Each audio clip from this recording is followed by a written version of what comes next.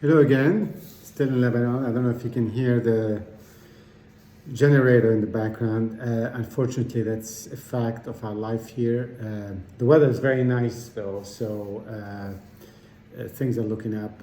Sorry for the long absence, but for whatever reason, it's kind of been a little hectic and not a lot of time to sit down and focus on a particular bottle of wine. I just wanted to share with you very quickly this one.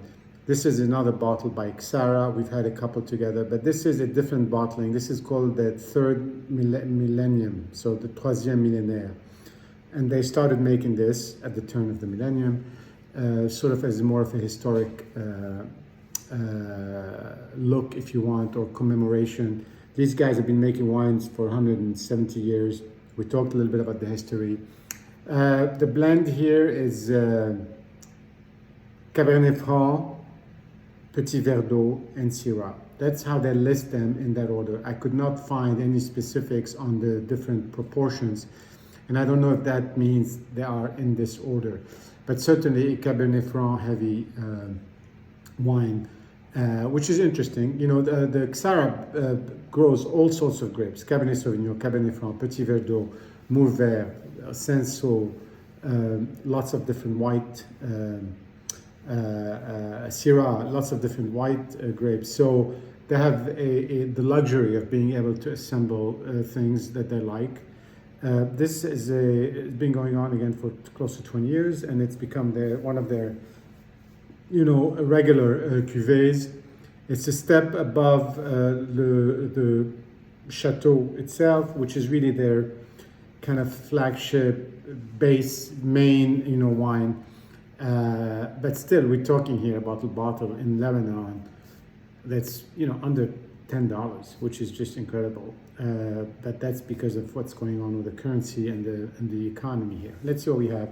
This is the end of the bottle. I've been sort of enjoying it quietly and slowly over the last few days. It's pretty dark. It's kind of got the Cabernet color, let's say, which is sort of this dark red, a little bit darker than a Burgundy. It's a 2012, so totally within its window. It's not like it's got any particular aging or anything like that. There's a lot of sediment because it's the end of the bottle, but I'll try not to stir it too much. On the nose, it really has your typical sort of Cabernet siblings, cousins, let's say, dark fruit, a little bit more on the happy note, which to me, that's kind of what Cabernet Franc gives you.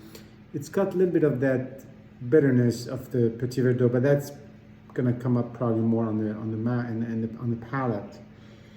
But it's just very, very round, very sort of harmonious. It's just a nice, nothing really ooh and ah, but it's just a nice wine aroma that is pleasant.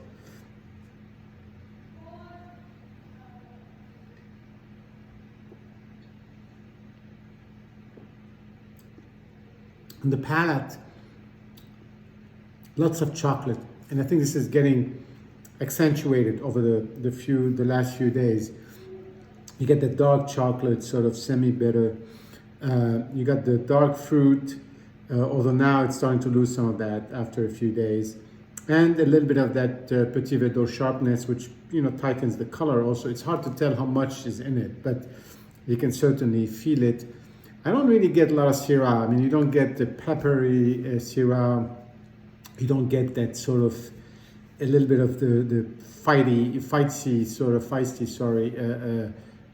sometimes wild Syrah that you can get. So I'm not quite sure how much of that is in there. Oh, I don't know if that's this expression of Syrah in these climates up in the Bekaa Valley around 1,000 meter is really different. But all in all I wanted to say, it's a very nice wine. It's under $10. If you find it in Lebanon, just buy it and drink it. Cheers.